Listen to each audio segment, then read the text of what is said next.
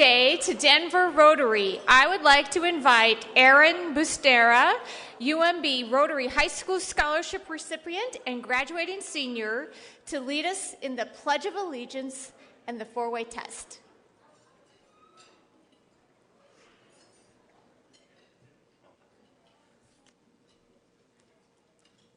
I pledge allegiance to the flag, to the United States of America, and to the republic for which it stands, one nation, under God, indivisible, with liberty and justice for all. Now for the four-way test. Of the things we think, say, or do, is it the truth? Is it fair to all concerned? Will it build goodwill and better friendships? Will it be beneficial to all concerned? Now I'd like to invite Stephanie Rodriguez, DenverKid and graduating senior, for the Rotary Blessing. Thank you for joining us today. My name is Stephanie Rodriguez. Will you please join me for the invocation? Today we ask that we appreciate and use each day that comes to us. We ask for strength and guidance for each day and our future. May we be challenged to give our best ways, and may we be assured grace and justice. Today we also give thanks for this special day.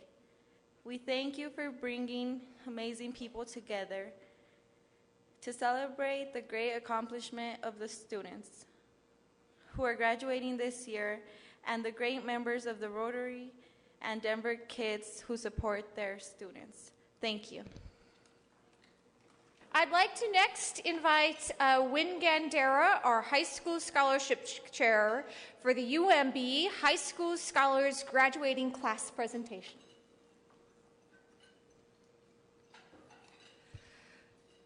Good morning. What a wonderful day to celebrate the graduation of all the remarkable young men and women that are here today. Before I start, I would like the UMB High School Scholarship students to come line up at the edge of the stage. And if you are a mentor of a high school student, either a junior or senior, whether they're here or not, would you also come join me at the back of the stage? So would you get up and come forward so you can shake hands as the students come across the stage. So while they are making their way up here, I would also like to acknowledge two people who do a great deal of work with our high school scholars, with our college counseling committee. So Chuck and Jerry, would you also come up, please? Great. So just scooch over.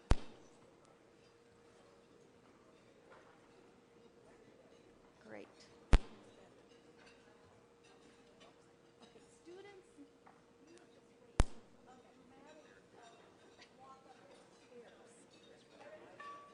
Right, how about just right here? Whatever you expect. Jerry and Chuck are co-chairs of the College Counseling Committee, which works with the high school scholarships. They have a workshop, boot camp that helps the students apply to colleges and get scholarships. So we work very closely together, and I don't know that many of you realize that. So they're going to be handing out the certificates to the students since they're so much involved. The other group of people I would like to acknowledge beside these wonderful mentors, there are 44 Rotarians and spouses that are mentors, so this is not all of them. This is just ones that are here today. But there are also another group that provide the funding. Our club foundation is the one that provides the monthly stipend or scholarship. And at our Branch Rickey, there's a paddle award. Anyone who raised a paddle at Branch Rickey in support of the UMB High School Scholarship Program, would you please stand up where you are? If there's anyone left here beside these people. Thank you.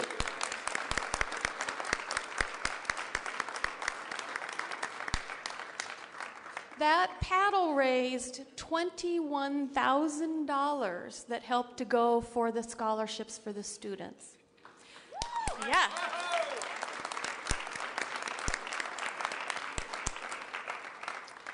So without further ado, I'd like to bring these remarkable students up. We'll go in alphabetical order. So students, if you have a last name that is near the beginning of the alphabet, you know you're going to be coming first. First is Eunice Bimbisa. Ann Green is her mentor. Jada Bonner. She is going to Regis, and Debbie Kaufman is her mentor. Misty Hobley. She's going to Colorado State University, and Susan Bruchhaber is her mentor. Judy Wynn. She is Marty Everill's mentee. She's going to UCD. Jennifer Rascon. She is going to UNC. Louise Westphal is her mentor. Stephanie Herrera. She is going to Hawaii Pacific or USC. She hasn't decided yet. She's planning to major in biochemistry. And Barb Ritchie is her mentor. Alyssa Gallegos. She is going to UNC to major in accounting. She also won a Denver Foundation scholarship. Gwen Schuster Hayes is her mentor. Joshua Magdalenas, he is going to UC Boulder. Mark Donovan is his mentor, and Joshua received a Daniels scholarship.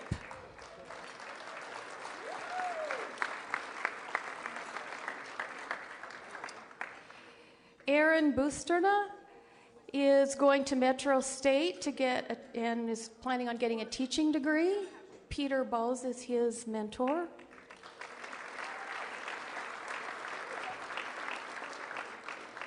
Marsh Miles is going to Adams State University, and Frick is her mentor.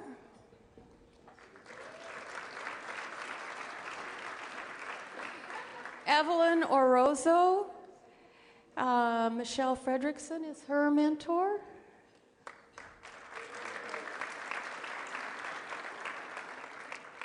Ivan Mendoza Hernandez, and Jim Marlowe is his mentor.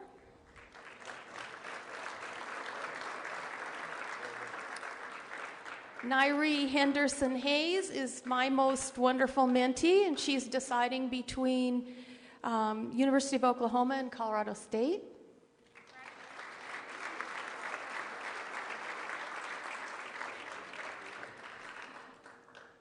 Oh, gosh, now I lost my place, sorry. Taneka Salat is going to Northeastern to major in peace and justice and women's rights. Sue Fox is her mentor. And Rose Ngulima, Chris Walker is her mentor.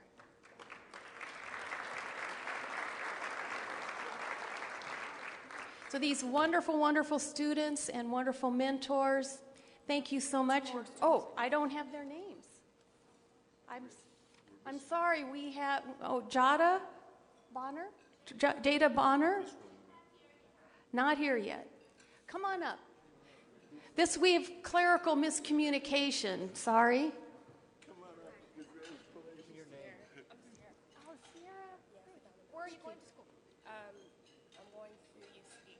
Sierra Connor is going to UCD. Awesome.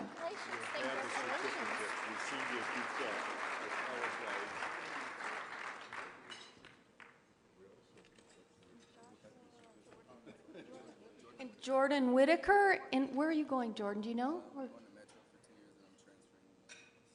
Pardon me? Metro for 2 years, then transferring to Morehouse. Metro, and then Morehouse. Awesome. So another round for all of our graduates. Thank you.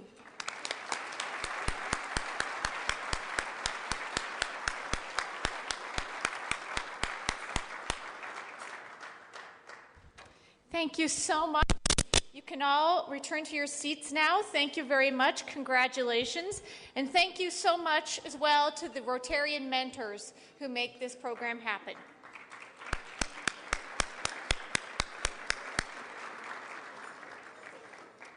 Now I'd like to call on Glenna Norvell, President and CEO of DenverKids, for the DenverKids graduating class recognition. Thanks, President Allison. I've brought my water in case I get a little cough. Truly, I know a couple of folks have already said it, but my favorite day of the year.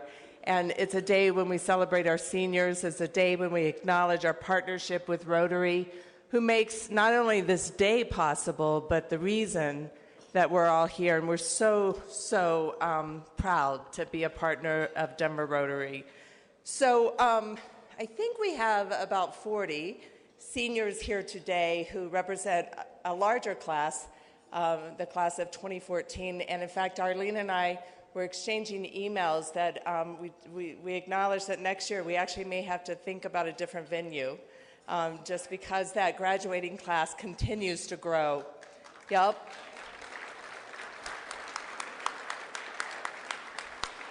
So today represents what DenverKids stands for, and we're so proud of our students' accomplishments, and there are so many. They've worked hard, and they truly are to be celebrated for this major milestone. My son also is graduating this year, and I just know the pride that he feels on top of a little bit of stress trying to finish up the year, which I'm sure many of you have as well. They're here today to celebrate this success, but we also know that they had many partners walking the path with them. They have their families. I think we have a couple of parents here today, so I just want to shout out our families who walk this journey with us. Teachers, I believe we have a teacher here from DPS. They have mentors, and of course the educational counselors. On average, these students are with us for almost 7 years, and some of them 12 years. So it is a long journey here and one that we're real proud of. Rotary's support is crucial to our collective success, and we're very grateful for the financial support, of course, but also the volunteer commitment and the champions working on our behalf. And so while we celebrate our seniors today, we also celebrate you all for being on this journey with us. So many times when I'm in front of you, what you'll hear from me is talk about numbers. And in fact, one of the things that we can also acknowledge today is that we're adding 300 new spots because of the support of Rotary and other champions and investors. That's 300 new spots. We'll be serving 1,300 by the end of this year. That's more than the history of DenverKids. But today, we can applaud that, But today, I think it's important that you see the faces behind the numbers. I talk numbers a lot, but this is what it's really about, the stories, the rich stories that come along with these beautiful, beautiful faces. I was trying to find a quote, seniors, and I couldn't really find anyone that I thought was contemporary for you all, but just by a show of hands, how many of you all know Bob Marley? Yes. Okay, here's my quote to you.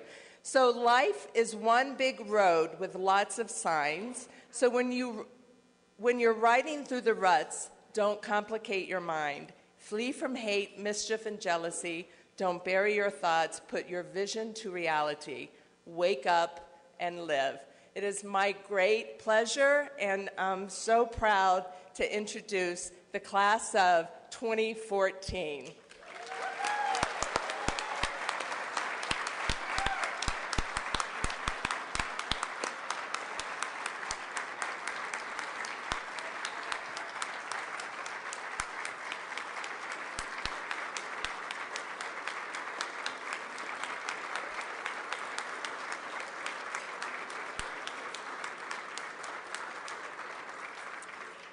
And my equal pleasure to introduce our fearless Director of Programs, Donna Cash, who will introduce you to educational counselors. Donna?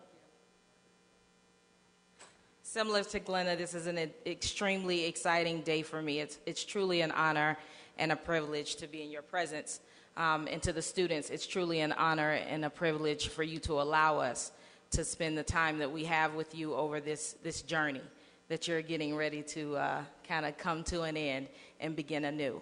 So, like Glenna said, my name is Donna, and I will be introducing the students will be introduced by their counselors. I am going to ask that you hold your applause because, like the program director I told them this was going to be a well-oiled machine, and so we're going to do it, and then we'll clap after, okay?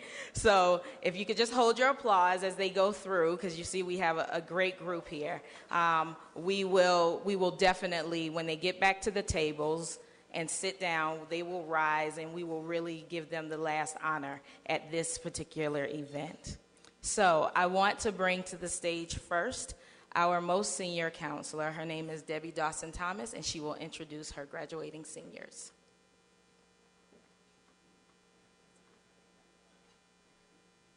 Thank you so much, Donna. I'd like to present Ruby Diaz-Diaz, who is graduating from South High School, and she will be attending Community College of Denver. My next senior is Tucano Salat. She is graduating from the Rocky Mountain School of Expeditionary Learning and will be attending Northeastern Junior College. I'd like to present Ebony Stagel, who is graduating from George Washington High School, and she will be attending Community College of Denver. I'd like to present Octavia Wilson, who is graduating from Thomas Jefferson High School and will be attending Arapahoe Community College. I'd like to honor Nahama Zakroff, who is graduating from George Washington High School, and she will be attending the Community College of Denver. Thank you.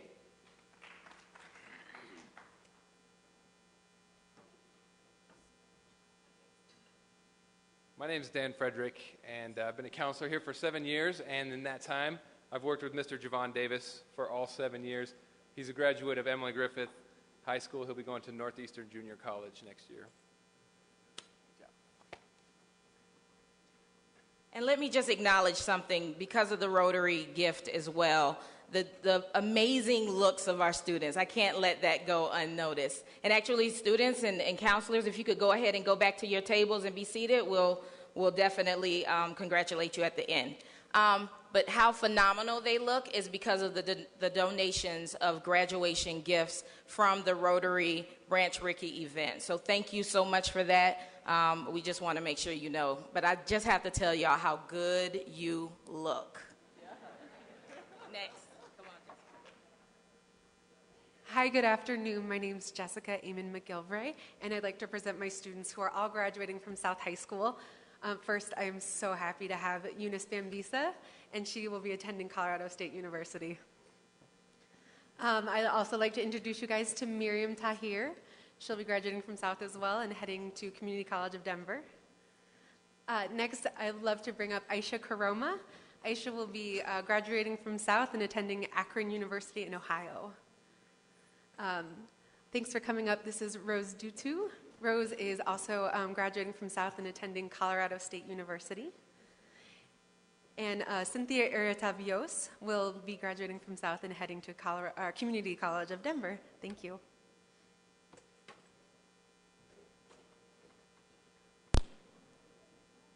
Hi, my name is Denise Flanders, and I'd like to introduce Evelyn Orozco. She's graduating from Lincoln High School, and it looks like she'll be going to King's College unless someone else gives her a lot more money.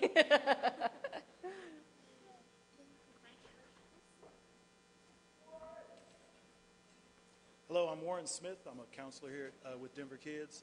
And I'll introduce Jarrod Young. Jarrod will be attending Otero Junior College next year. He's going to major in business with a minor in sports medicine. Next is Gustavo Olivas. Gustavo is going to attend Metro, and he plans to major in nursing. This is Jordan Whitaker. Jordan attends East High School and is going to be attending Metro and then Morehouse College with an eye on a major in business. Thank you.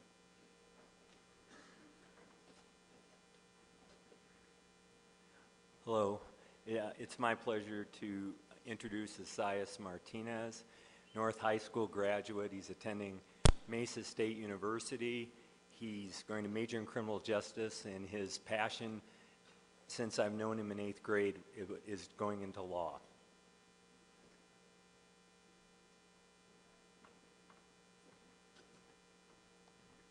Good afternoon. My name is Krista Lyons, and I am pleased to introduce Nyree Henderson Hayes. Nyree is graduating from East High School. She will attend the University of Oklahoma. Thank you.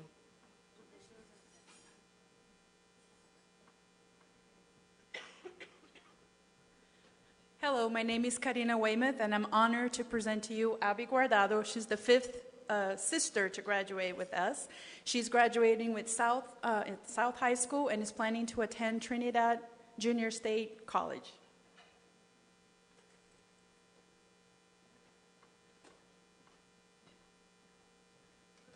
Good afternoon. My name is Patia Herndon. My first graduate is Sierra Connor. Graduated from Bruce High School. Will be attending University of Colorado, Denver, and majoring in physician medicine. My next graduate is Giovanni Ortega. Graduated from North High School. Will be going to Community College of Denver and majoring in criminal law. My next graduate is Pilar Dominguez. Graduating from Bruce High School. And she will be attending Community College of Denver and majoring in psychology. And my last young lady is Jasmine Chavez. Graduating from DC 21. Will be going to Emily Griffin and majoring in fashion design.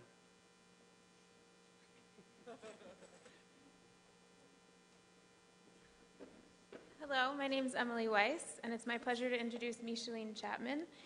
Micheline goes to East High School and will be going to Community College of Denver to get her certificate as a vet tech. Thank you. Good afternoon. My name is Darla Hara, and I'd like to present Marche Miles. She will graduate from Manual High School, will be attending Adams State, and studying business. Next is Stephanie Rodriguez. She will be graduating East High School, will be attending Emily Griffith, and studying nursing. Sabrina Adame will be graduating from Abraham Lincoln High School, will be attending CU Denver, and will be studying computer science. And Mr. Aaron Basterna will be graduating from Bruce Randolph High School and will be attending UNC studying teaching.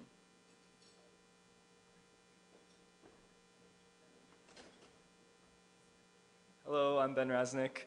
I have a senior, Alex Cabrera, who's graduating from Respect Academy at Abraham Lincoln. He's interested in music, and his future plans are undecided right now.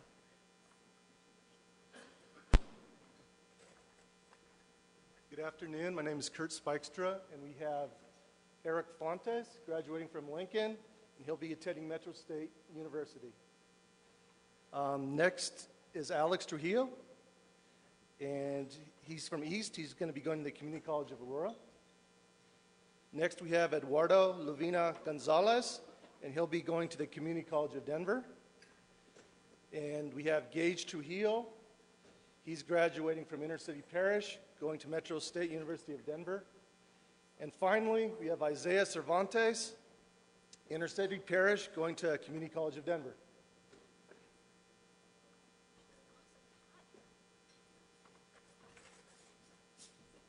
Hello, my name is Jesse Woodworth. I'd like to present my 3 seniors from Abraham Lincoln. First, we have Joseph Abeda. He plans to play baseball at Northeast Junior College or Adams State. Next, we have Ivan Mendoza. He plans to go to Red Rocks Community College or Metro. We also have Bersain Hernandez. He plans to also go to Red Rocks or Metro. And last, I have Henry Sandoval. He's graduating from West Engagement Center, and he plans to go into the military.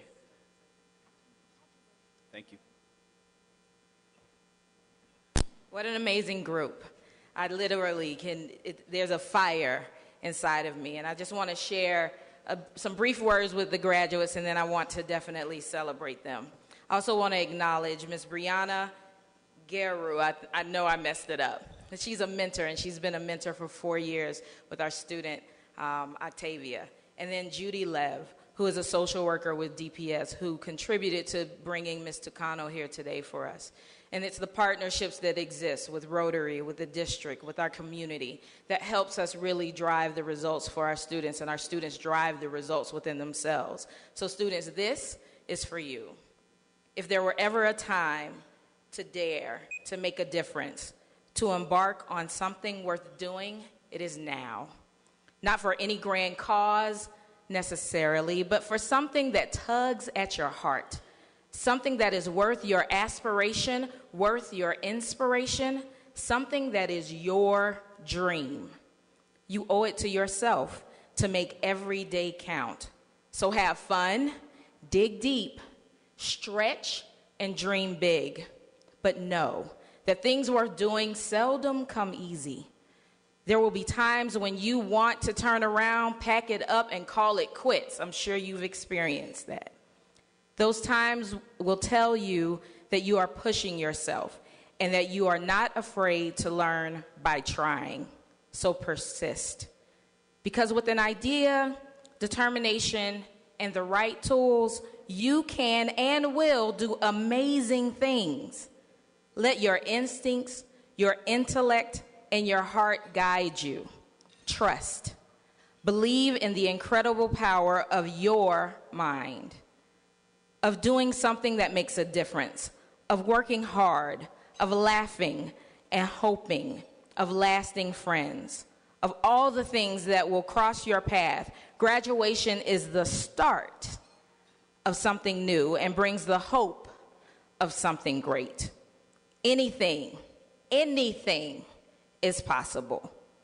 There is only one you, and you will only pass this way but once.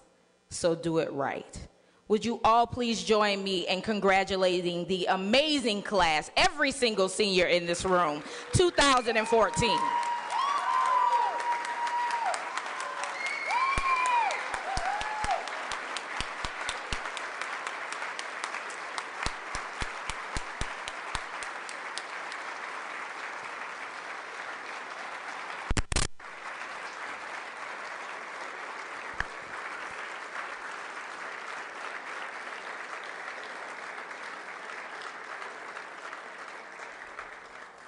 Congratulations to each one of you.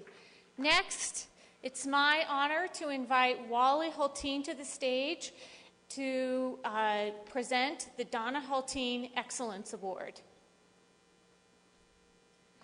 The Donna Hyultin Excellence Award was created by the Rotary Club of Denver in 2008 in honor of Donna's retirement from DenverKids, Inc. It is designed to recognize one high-achieving high school senior from DenverKids who is college-bound. Qualifications include demonstrated academic achievement, excellence in attendance, community service, leadership ability, and a positive attitude. This prestigious award is now given in Donna's memory. I would like to go ahead and play for us to all hear from Donna herself now.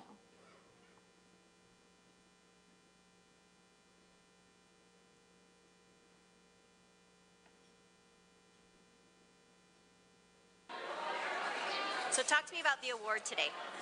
The award that was presented today at the Denver Rotary Graduation Luncheon is called the Donna Hyultin Excellence Award, and it is awarded to a high school senior in DenverKids. The award was named by Denver Rotary in my honor very graciously when I retired 3.5 years ago. So the award has been presented since that time and is awarded to an outstanding senior.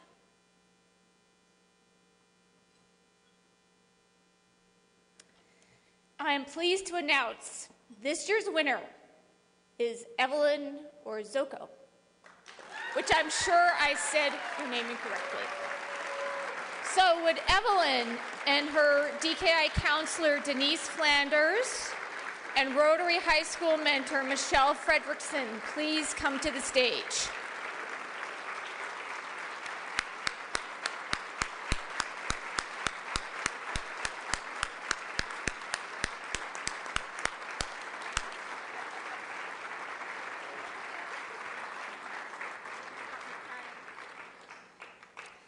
Evelyn is a senior at Abraham High School with a 3.7 GPA. She has been a Rotary Scholar for the last 2 years, and she attended RILA last year. Her interview before being selected for RILA elicited nothing but praise from the Rotary Committee. She is a hardworking student who is determined to not only be the first in her family to graduate from high school, but to pursue her dream of a PhD in behavioral science and work for the FBI. With her optimistic personality and perseverance, she inspires confidence that anything is possible. She has been accepted at King's College in New York City, Columbia University, and the University of California, Irvine, just to name a few. As King's has offered the most substantial funding package thus far, she has had an impressive visit to their campus. This is her top choice. Evelyn has persevered through many challenges. Unfortunately, her mother demonstrated some unstable behaviors due to alcoholism, which caused her to periodically abandon Evelyn and her sister, with the last time being her sophomore year in high school. Since then, Evelyn has been living with her loving and caring aunt and continues to thrive. Evelyn has been in DenverKids since the 7th grade and has been an active participant in many activities. During December, News 4 did a piece on nonprofits, and Evelyn did an excellent job of representing DenverKids, Inc. She welcomes every opportunity offered to her from DenverKids and school. She has consistently elicited nothing but praise from her teachers and is always looking for ways to help others. It is my hope that you will help her through this award. Congratulations, Evelyn, on this well-deserved honor.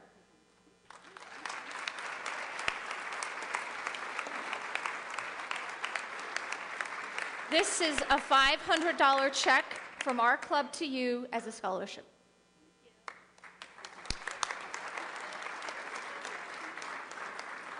Thank you, Wally, so much for being here. And thank you, Denise and Michelle, for your support of Evelyn. Evelyn, would you like to say anything? I'm really short, so I really can't see anything. You know, they always say it's like, I don't know, I wasn't expecting this, and I would like to thank everybody for this. I'm so nervous up here. I'm on my tippy toes, too, just FYI. Just thank you for everybody for here. Thanks for Rotary. I had an amazing time, like they said, at RILA, and then DenverKids also changed my life. Without them, I think I wouldn't be standing on this stage. Thank you very much. Good job. Excellent. Thank you so much.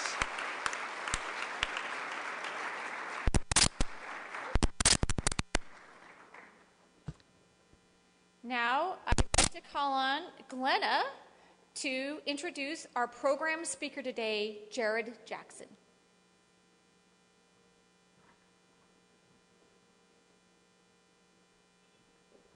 Thank you, President Allison. I love my job. I love my job, in part because of days like today, and in part because of the team of people that I get to work with, and which they're extraordinary. One of the people that I sit next to every single day, we have cubicles, is a young man by the name of Jarrod. And many of you know Jarrod, but I want to give you just a little bit more into a glimpse into his life. He is simply just one of the most outstanding stand-up men that I've met. And I get to sit next to him every single day, and I get to listen to his conversations. And Jarrod is one of those people that if you say, you know, he's our communications officer at DenverKids. But if you need him to do something else, he's like the first person to volunteer. I have never met his mother, and she happens to be here today. I thought I was kind of like his mom. At least I'm his work mom. You got your job done. He is extraordinary. So let me tell you a little bit about Jarrod. He is a Denver native. He's a DPS grad. Where'd you graduate from? East High School. And he's, go Angels. He's a passionate servant for the Denver and Colorado community. His commitment to service and entrepreneurial spirit led him to create Energy Delivery Services, EDS, an energy efficiency contracting and consulting firm. This was all before he joined DenverKids. And under his leadership, EDS was the recipient of a grant from the Colorado Governor's Energy Office that recognized the organization for their innovation and progressive business practices. EDS was also nominated for the Minority Enterprise and Education Development, Inc.'s Business of the Year Award. As I said, Jarrod currently serves as our communication officer. And one of the things that when you meet Jarrod is that work does not entirely define him. The difference that he makes out in the community is immense. Some of the things, he's a member of Slippers and Sliders, an at-risk youth skiing and snowboarding organization. He's an associate board member for ACE Scholarships. He's an alumni of the Chamber Connect leadership class. He's a mentor with Goodwill Industries. I could go on and on. He's a board member with the African Leadership Group. Mostly, he's our Jarrod, and we are so proud that he's here today to deliver the keynote speech. Jarrod, please.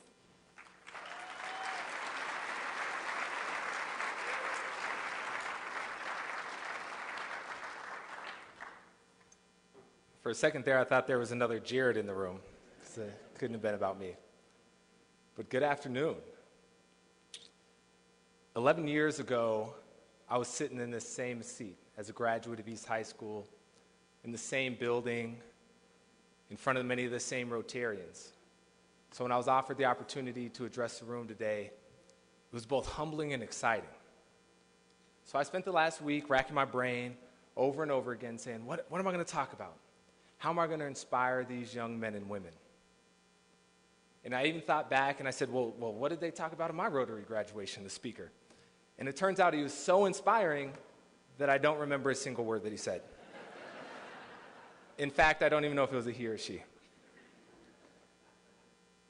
And so then I realized that I'm familiar with the journey that many of these young men and women have taken, that I'm familiar with the obstacles that they've had to overcome. We have students out there that are Daniel scholars, pre-med students. So it occurred to me, I said, they don't need someone up here to be a motivational speaker, right? Because you don't get to this place and you don't overcome these hurdles without some kind of deeply embedded motivation inside of you. So maybe what would be better was if I took this time to speak with you guys authentically about my journey from that seat to this stage. So one of the first lessons that I've learned on my journey is what I would call paying the toll. So last month, I was in Denmark, and that's my little sister there, and I was visiting my little sister. And the second day I was in Denmark, I got up and had my cup of coffee and ate a Danish because when in Denmark, right?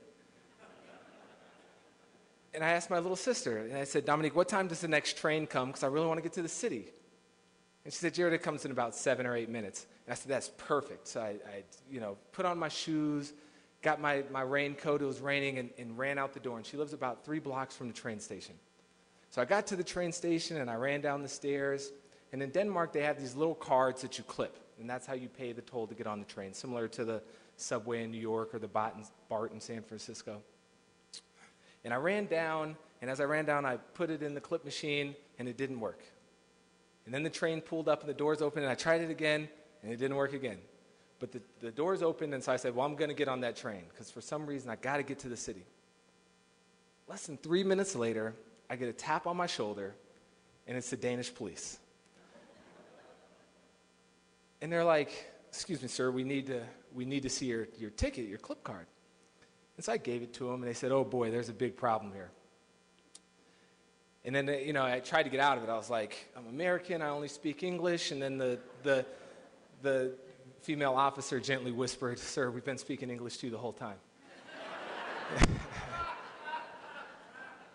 And so we got off at the next train stop, and they wrote me a ticket, and the ticket was for about 700 kroners.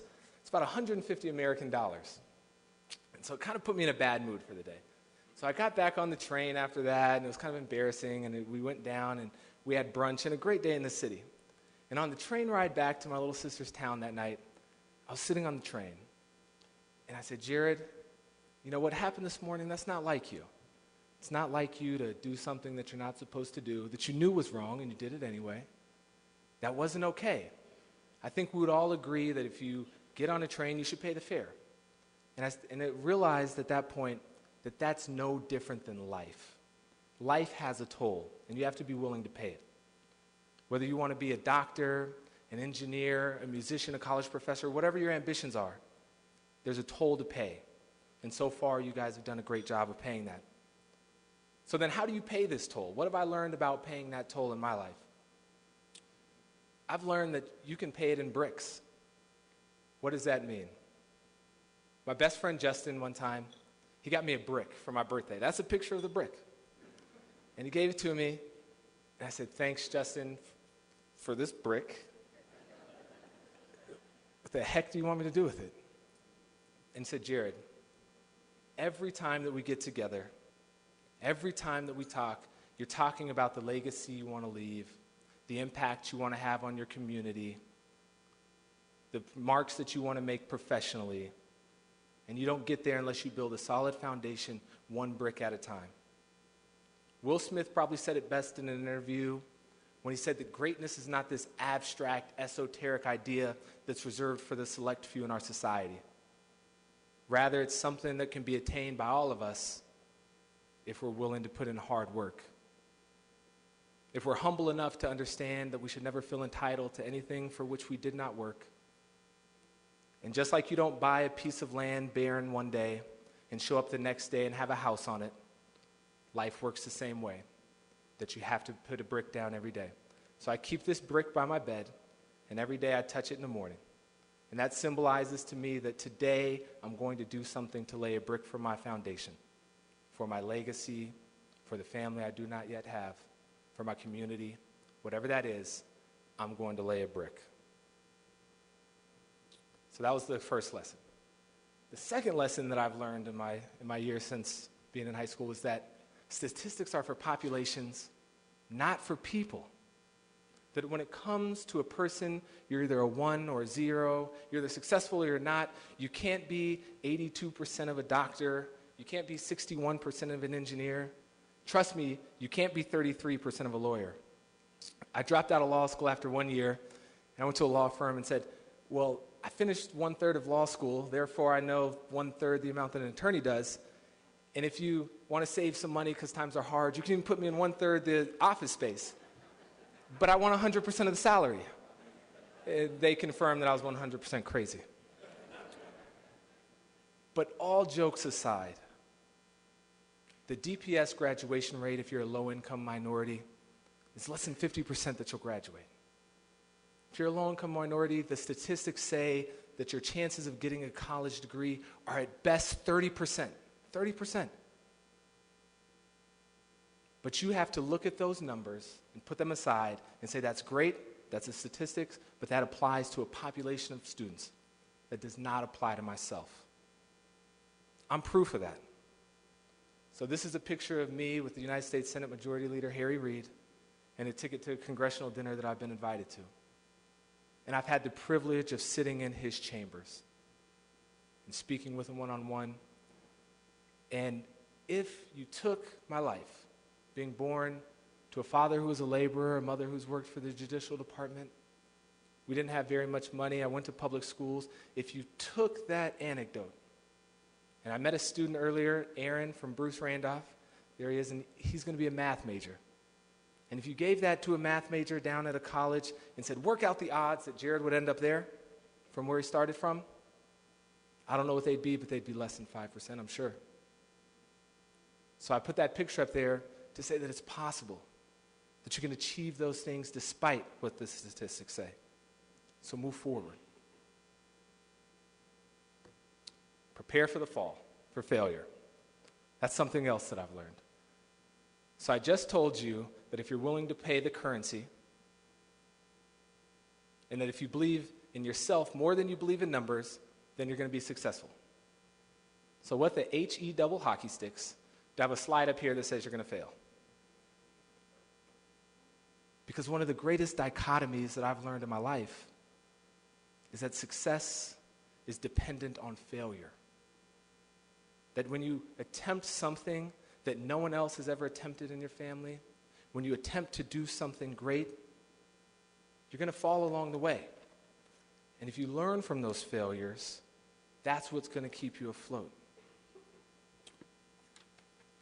J.K. Rowling said it best when she said that it is impossible to live without failing at something unless you live so cautiously that you might as well not have ever lived at all, in which case you failed by default. So this is a picture of the company that Glenna was talking about that I started, and they did a write-up at a business journal downtown, and they hung my picture on the wall. My company went under. It failed. I was 24 when I started it. I didn't know enough. I ran up some credit card debt. My mom's here. She'll tell you how many years I had to live in her basement. And I failed. But from that failure, I learned something. There was a pressure taken off of me that told me that at least I tried it. And I'm going to try it again, and I learned lessons from it. So when you fail, guys, embrace it. It's part of the process.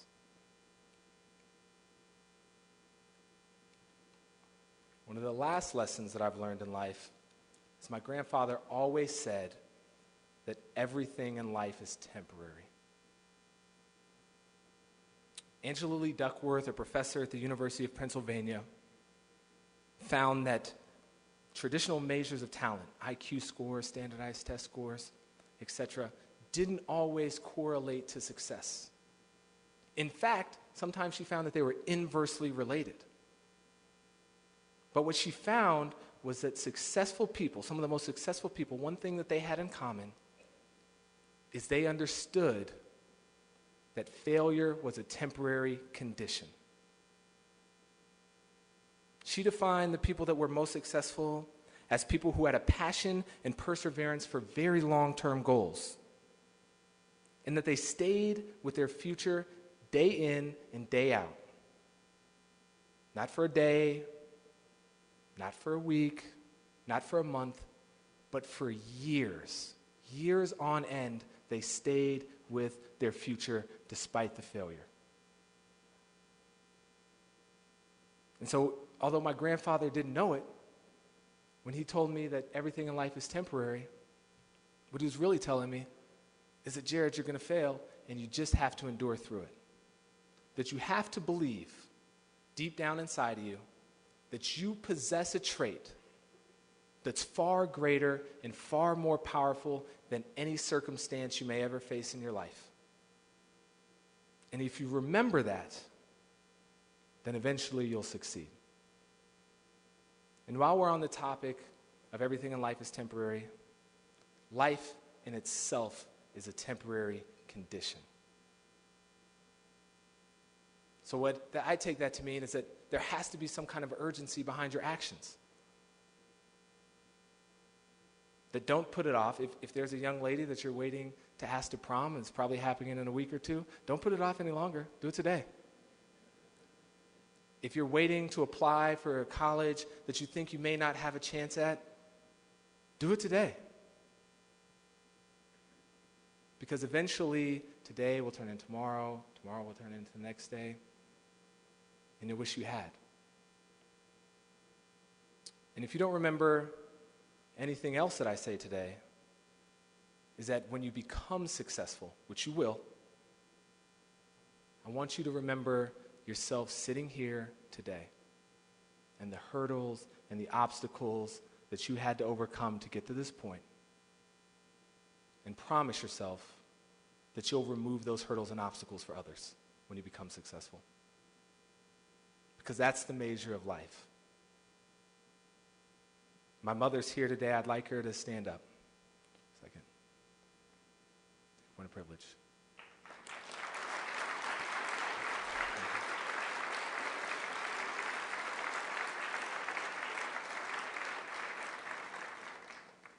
I definitely have not gotten to where I'm at by myself. There have been many, many, many people that have helped me along my journey, my mother being the greatest.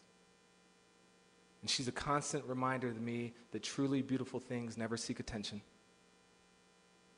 that they help even when no one thanks them, that they do good work even when there's no money in it. And for that, I'd like to thank her. Thank you, guys. It's been a blessing.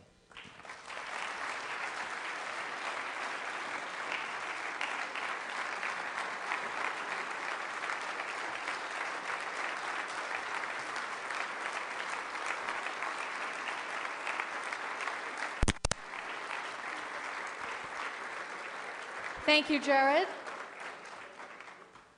Today is a really special day because not only is Jarrod our speaker, he is also being introduced as a new member.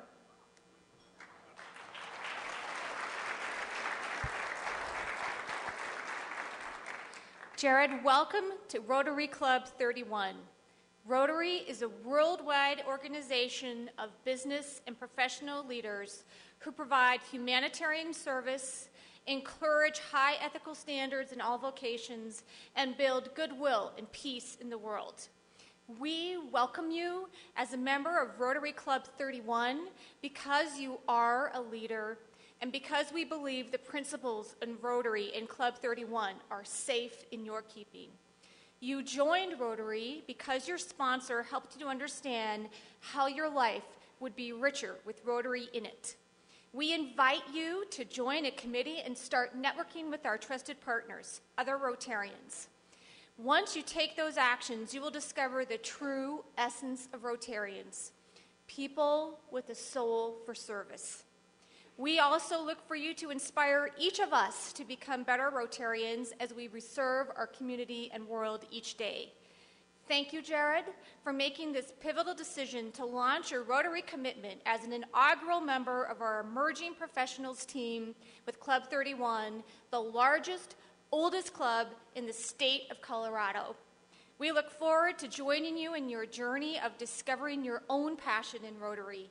And thank you, Mark, for inviting and inspiring Jarrod. The time is now to engage Rotary and change lives. Fellow Rotarians, please stand and help me welcome our newest member and accomplished speaker, Jarrod Jackson.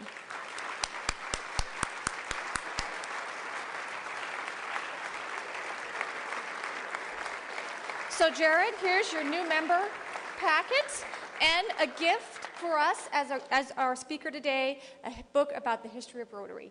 Thank you so much.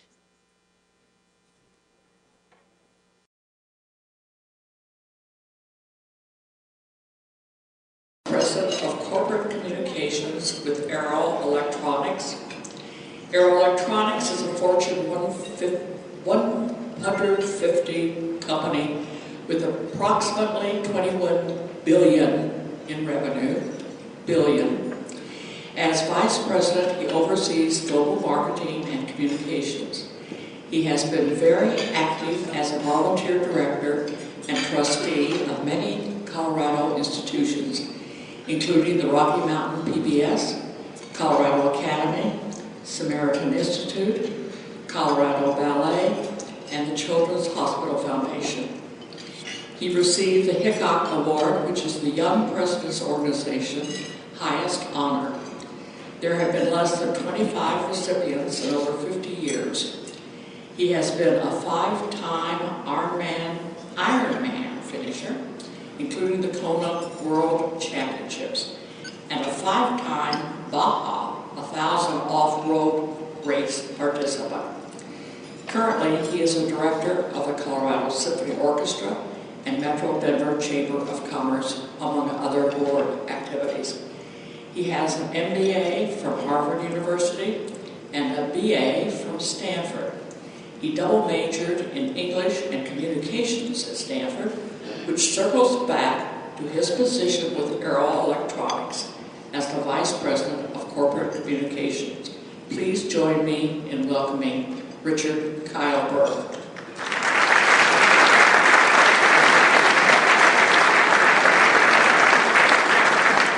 Thank you, Mother. Oh, that was nice.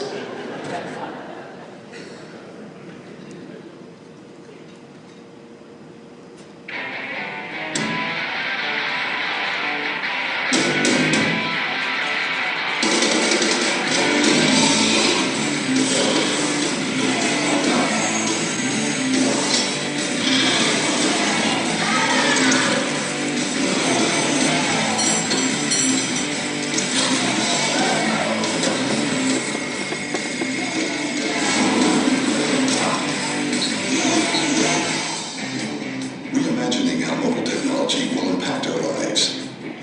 That's 5 years out.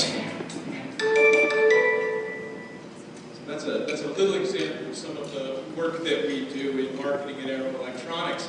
My mother, I think you all know my mother. Lee Everding's my mom. She oftentimes just keeps me in a box. I don't blame her, but I'm loose today. She told me she does a lot of public speaking. I said, what's the secret to this? She said, well, let's start with a joke. So I'll start with a joke.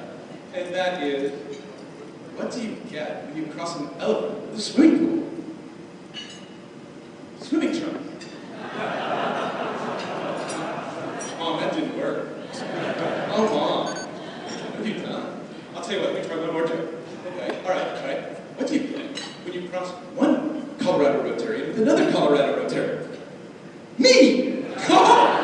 So, I mean, you know, if that doesn't make you want to put your hand on the guy next to his knee or something, but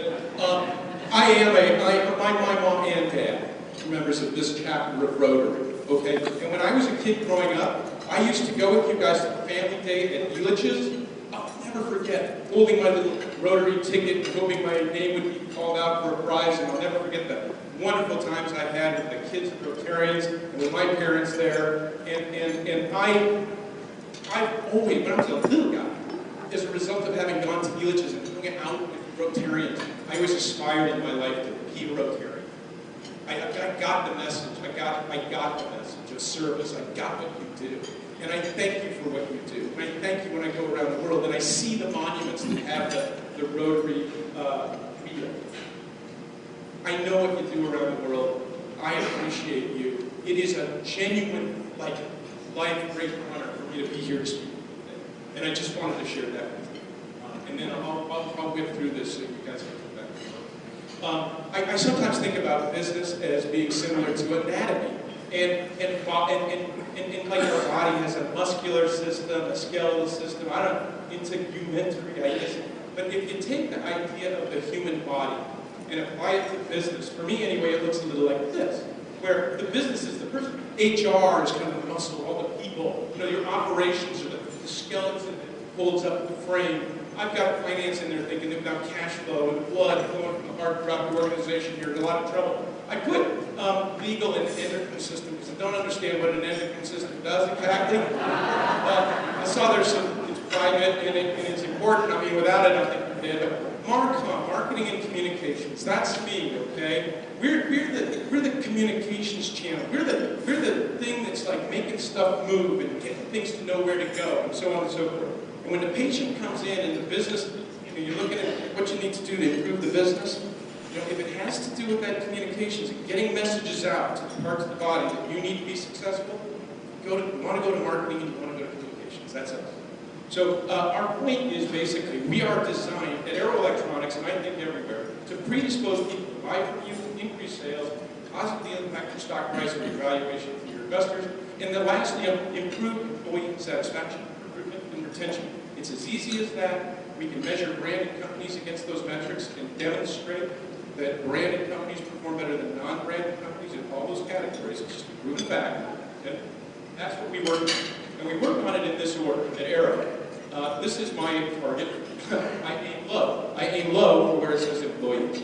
We target our messages actually at employees. We go externally with our advertising and so on, but we're really targeting employees, and we're driving cultural change through external communications internally in Aero. Because if our employees don't believe our message, it will fail. It just will fail. So we have to be right with our employees. From there, we can go out to our current customers, potential customers. You see C-suite executives, business and tech influencers. Broader audience, more expensive, but we focus on employees at Aero Electronics. I got to Arrow, I looked into what is Arrow. This was 3 years ago. And people would thank me. They say, oh, thank you very much. I said, sure. Great, sure. We were headquartered in Long Island for the longest time. There was an advertiser bigger than us in Long Island. And people would say, oh, Arrow, thank you very much for helping us with Ann Mabel's cockroaches. There's an exterminator that people were more aware of than us in Long Island. And in China, that's bad, but in China, we worked for Arrow. People would say, oh, Arrow, oh, thank you very much for the affordable and reliable toilet. We were the toilet people in China. That's not really great. And Arrow Electronics, which sells $21 billion worth of electronics around the world, we ship 750 components every second, 365 days a year all around the world, is made up of over 100 acquisitions, a third of those in the last couple of years. Okay? And so you can imagine what that starts to look like. If you think about the body metaphor, you either incorporate that stuff into your body, or like Arrow, that we want to keep entrepreneurs entrepreneurial, let's not mess with them, you start to become something that looks a little like that.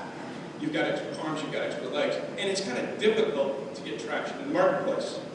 So with that context, I came into my first day on the job at Arrow. Oh, $21 billion company, $1 billion in cash. I can't mess this up, right? So I'm kind of like that, looking at this going, what a great opportunity this is going to be for me. This is great. But you know, and this iPad doesn't like the video up in a place so it's not going to play, but you know the story. Grabs the thing, and all the boulder comes down, and the darts come shooting again. And there's a lot of dead people. I mean, it's not like that gold idol is like, it's obvious, grab that thing, right? You know, but you do. And everyone's going to kill you. And there were a lot of people in my job that were lying on the floor dead. They got them, they fell down a hole, and a wheel got them, and everything. We had to do things different. I'll also tell you, the average tenure of someone in my job is less than 4 years. I'm coming up on that. I'm available. And if you're not getting performance out of your marketing and communications professionals in your organization, go ahead and fire our recruiter. We expect it. You don't expect the last thing. Part of that's because expectations of us aren't always aligned between the C-suite or us or whoever's in charge.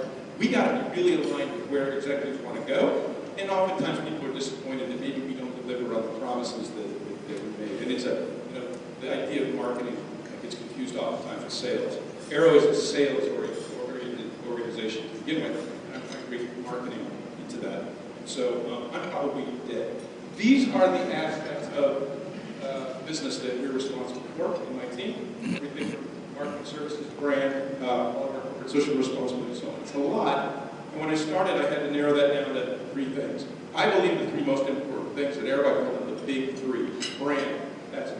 What do we say? I got 100 different companies. It'd be better if we all said the same thing. It doesn't even matter what it is, but if we say the same thing, someone might hear it. Rather than 100 important things, and they're all different. He knows. Intranet. How do we communicate with each other? We've got to have that built so that we can talk to each other in this company. I actually went and I gave a talk in India, and everybody got a T-shirt. And someone in India came up to me and said, "Our office sent you T-shirts, Rich." I said, "Oh, okay. You like a T-shirt? Where are you?" I went back to Arrow and I said, "There's 300 employees in India that like T-shirts." They said, "Ooh, they didn't even have a record at the office." I mean, there's 300 people working at Arrow and nobody knew they were there or where they were. And we found them because we had T-shirts to give. I think they got paid. I'm sure they were on people's systems. But sometimes these things can get lost when they come. We needed a better way to connect everyone. And then lastly, global market service. I called it G because I could spell big. It's 3 letters, but those words. And G, global market service. I needed people that execute. Here's how we started with the brand work. Let's see this video.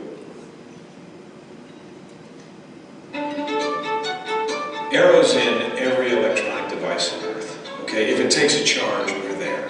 If you plug it in or it's got a battery, Arrow either designed it, built it, sourced it, or paid for it. We're bigger than Starbucks, we're bigger than the NFL, we're bigger than Starbucks and the NFL. We needed to move our brand from being unknown and defined by competitors to something that really actually reflected what this business was all about. It's not going to do us any good to work with an ad agency that comes up with some cute ads that work for a month or 2 months or 3 months.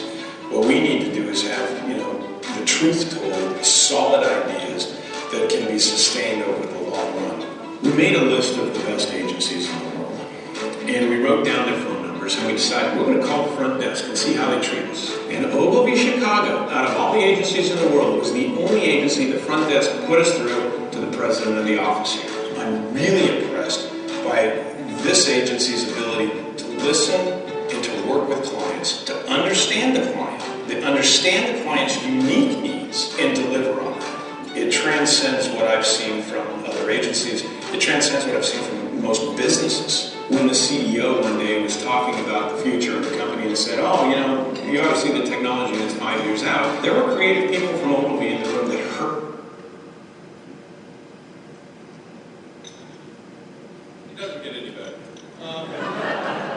But the idea, so we partnered with the best in the world to get a message. We had to know what to say first before we went out to try to start saying things. Next is that interconnection. We use Gamma. It's a Microsoft company. I can show you really quickly. The Aero Gamma is right there. I pull it up. And every 20,000 Aero employees around the world are connected through this, in little groups and have discussions. It doesn't matter whether it's Gamma, it doesn't matter what it is. The ability to connect people in a company is critical. And a lot of executives were skeptical about it. We had one employee basically try to commit professional suicide on Gamma by saying how much he hated the company. And our IT guys go, take it down. And I said, no, give me a minute. And I talked to him about what's bothering you? How can we help you? And I'm an executive of the company. I'm like, oh boy, here comes an executive trying to help an employee. And that employee actually, through that process, became a real advocate for Jarrod because somebody heard his concern. So these things are things that people can be afraid of, but I believe that silence or the idea of finding employees because of T-shirts is a lot more frightening. Next, last, the who. This is what my organization looked like when I joined. I had 6 employees. I had an angry project manager. I had a support nurse and a web designer. And I'm supposed to do all this stuff worldwide, so I had to get people. Today we look like this with leaders in all these categories. We've got about 80 people in our team. And all of those people were transferred from, when you've got 100 business units, if they transfer their talent into you, you're not increasing the net cost to the organization. You're beginning to rationalize and scale the resources. So that's how we got to where we were. The last piece, I left this out, and this is probably the most important piece. It's not so much who, what, and how, it's why. We explored that, and we came up with this. Coca-Cola believes that the world would be a better place if the glass was half full. Dove Soap believes that the world would be a better place if women were allowed to feel good about themselves. Aero Electronics believes the world would be a better place when it is a better place, when we guide today's innovators to a better tomorrow. And now this is a highly proprietary, this is the global brand architecture for Aero Electronics. It's not something that goes out, but I don't mind showing it to you. It's a pyramid that talks about our main message at the top. This is how we say hello in the marketplace. With our main messages at the top, and our line cards, and our rates, and everything else at the bottom. Every way we communicate ties into this architecture. I'll show you how this plays. I give a talk similar to this to Aero employees to explain this. For you guys are all business people anyway. I'm not just showing you what we do. We start with this V. It's a Roman numeral 5 for 5 years out at Hyultin. It is like the Nike swoosh for us. It's shorthand for our company logo. It also happens to be the A in Aero inverted. It stands for these 3 ideas. Guiding innovation forward, innovator's paradox of 5 years out, guiding innovation forward. This is where your brand messages come from. Find out what you're really good at. What are you good at when you're great? And when Aero is great, we're a collaborative force. Engineering innovation to keep us ahead of what's ahead. Find out what you're doing that's great. When you figure that out, and you couple that with social tension, something that matters, like what Rotary does, what you guys do, okay? You know what you do and you're great, but when you couple that with a problem in a community or something, magic happens. And for us, when we combine those ideas, we get this idea of guiding innovation forward, where we're guides. We don't invent the next iPod. We help people who do. Think about the word guide, you got a destination, you know how to get there. You take someone along. They get the credit, you are the guide. And that gets to this idea of the innovator's paradox, which is how we operate every day. We balance between what's practical and possible. If you're too practical, you're saying no a lot. If you're out in the realm of possibility, we're talking about things that aren't going to happen. We have to always balance between being overly practical and overly possible, right? That sweet spot. I explained it with that story about Sir Edmund Hillary. Edmund Hillary is a visionary, right? I'm going to climb the highest mountain in the world. Dangerous as it can be. He doesn't do it alone. He does it with Norgay Tenzing. Norgay Tenzing is a Sherpa. Together they get to the top of the mountain. At Aero Electronics, our mantra is that we are the Sherpas of the electronics industry. And that means something to people. It informs them how to behave in global relationships. And lastly, because we've got 120,000 customers, 50 countries all over the world, blah, blah, blah, And they're all the greatest innovators you've ever heard of, as well as many you've never heard of. I mean, the technology that we see that's being developed for the world today will blow your mind. And the ability to work with those people and to see what's coming allows us to say with some credibility that we are 5 years out, that we see into the future. We know what's coming in technology. And if you want to be in that space and you want to be successful, we will be your guide to success. So you follow the way those messages come together. That's what we hang all of our communications platform on. And the first thing we need to do is we needed to go to market with people with commercials to express these ideas in a way that might resonate in the marketplace. And in the United States, it's a campaign called the Innovators Club. I'll show you a quick commercial about that. You may have seen this in the Final Four last year.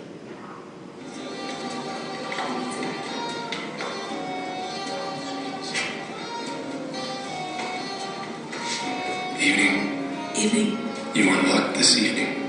We are. Everyone is here tonight. Leonardo, the Wright brothers, Ben Franklin, Edison is around here somewhere. Who are the others? You won't know soon. Do you know who came up with the toaster oven? Air conditioning? The three-pronged outlet? See, innovation isn't something you do to get famous. It's a calling, a passion.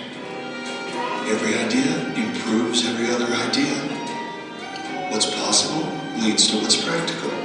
What's practical leads to what's possible. Innovation leads to innovation. 5 years out. Welcome to the club. So you see, we don't really talk about what we do. We talk about what we be. And when employees are sitting there watching a national basketball tournament and see an ad about our company and what we believe, we tell you, it sinks in. They think we're serious about this. They begin to model it. Europe's a little different. I'll show you what we do in Europe along the same lines.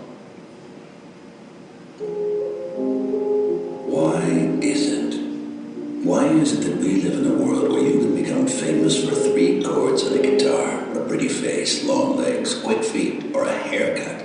A world that worships people who are famous just for being famous. And why is it that that very same world doesn't see those who invent something important, terrific, energy-saving, life-saving?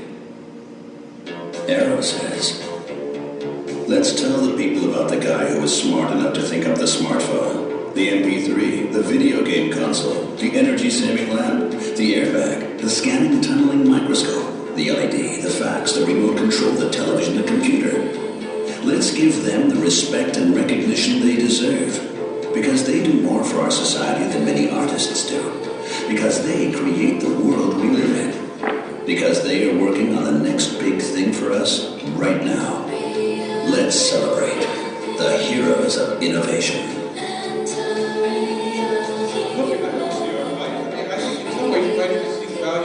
Of Rotary in some of these spots.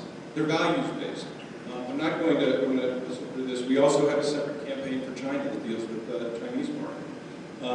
But at the end of it, it comes back to, we had people say, well, Rich, that's great, but you got Thomas Edison, and last I knew, he kind of died. I mean, how do we relate this to the business? You know? And so we came up with a V system. Smarter planet, smarter cities, smarter whatever that IBM ran. This is very simple. We picked the fastest growth areas in electronics, whether it's data center, lighting, mobility, cloud, business intelligence, and we built them as separate categories. And then we pulled together all of the disparate Aero operating units. You can see Aero operating units down the left. That's the way we used to go to market with 50 of these things. And what we did is we just mapped them on a grid, and now we go to market by market segment as opposed to by business unit. We brought in leaders from all the business units to be responsible for messaging around each of those categories. And so all of a sudden now we are the only company in our industry that is communicating this way. And if you think about playing golf, if you want to play golf against, let's say, Phil Mickelson, you want to beat him, 2 ways to beat him. Practice, get really good at beating him. Or change the rules and say, whoever hits the ball the most is going to win. And then you win. So I practice. I'm never going to Phil Mickelson. So I figured we just change the rules. So we're changing the rules going to market in the customer's mind. And we're the only ones playing by those rules. And so our competition's going to be toast. That's where we're going. That then leads to this hierarchy of communication. And as I mentioned, from a line card to brochures about what is the cloud about and so on, and then up to these crazy commercials about haircuts and soccer, we have developed collateral in each of these categories. And all of that collateral looks the same, it has the same message, and it all speaks to those ideas at the top of being a guy with a shirt on. Okay? Everything we do comes back to those messages. And when we do that, instead of that multi-legged monster, collateral looks like that. And that is a wider range of collateral. It talks about lighting, or computers, or components, or services, or HR, or anything in Arrow can look like that. That's how we do it. We built a tool with a fork here that allows our employees to pull any known piece of collateral or video out of this library anywhere in the world, okay? And if we need to edit it, update it, bang, it's edited, it's updated, and it's carried around an iPad. I talk about it and demonstrate it. It's called the Arrow Arc. I click that little arc, there it is. There's all the categories. I can go to the library, and I can pull up and say a little interactive brochure. This one is for value recovery. Arrow Electronics is the world's largest recycler of electronics devices on Earth. And we're only half, 2% of them. It's a big problem. Here's an interactive brochure about that category. And if I were talking to you at a meeting, you said, that's interesting, I can push a button, immediately email it to you. I can print it off as Depot and hand it out. Every one of these videos, they include a video.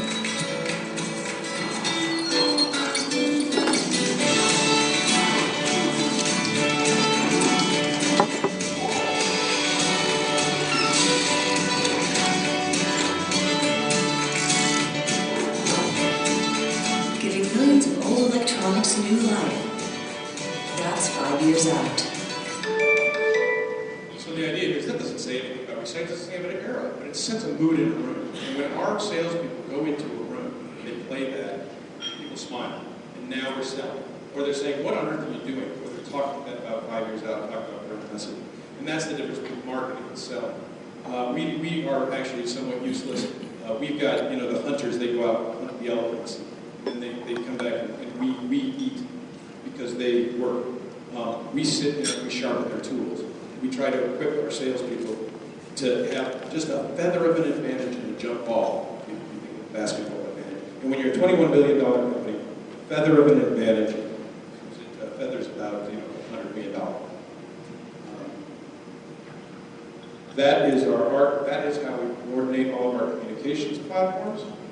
It's a highly sophisticated system. I hope in some ways this has been helpful to you. If you can reflect on maybe how you want to build your communications, how important they can be. But that is pretty much what we do. I will close basically by saying, answering this question. The 100 brands, nobody wants to be another brand anymore. Everyone wants to be Arrow, because Arrow now is cool. And that was our job. It's not make somebody change to your brand. It's make your brand so cool that they want to be it. If they had been acquired by Apple, they wouldn't have said, no, we don't want to be Apple. We need to make Arrow rules. Like we want to be Arrow and not whatever that is. When we ran our spot, 7,000, our applications are way up. And in Colorado, the quality of going out was just staggering. As you know, everything comes down to the people that work there. And if your brand message can increase the quality, quantity of people that apply to your business, I don't know how to value that. And then here's our stock price against one of our competitors. If you ran that stock price back to the beginning of time, they were way ahead of us.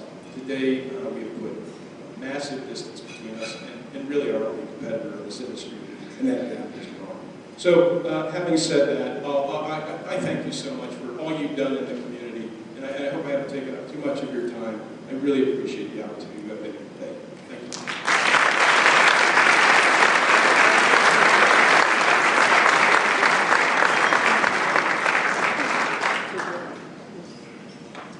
Well, you've done your job. I promise not to think of cockroaches or toilets when we think about Arrow. Thank you so much for speaking today. We greatly appreciate it. I loved hearing about your innovation and how truly people are the most important asset of any organization. We'd like to give you a gift that tells you all about the first 100 years of Rotary and a baseball from our event, our fundraising event, Brian Turkey.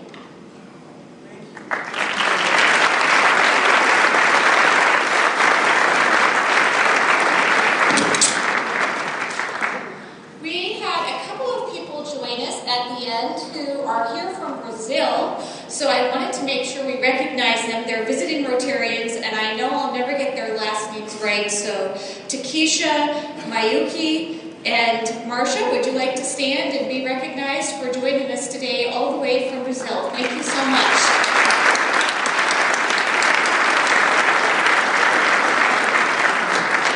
We started out our meeting by hearing about spring.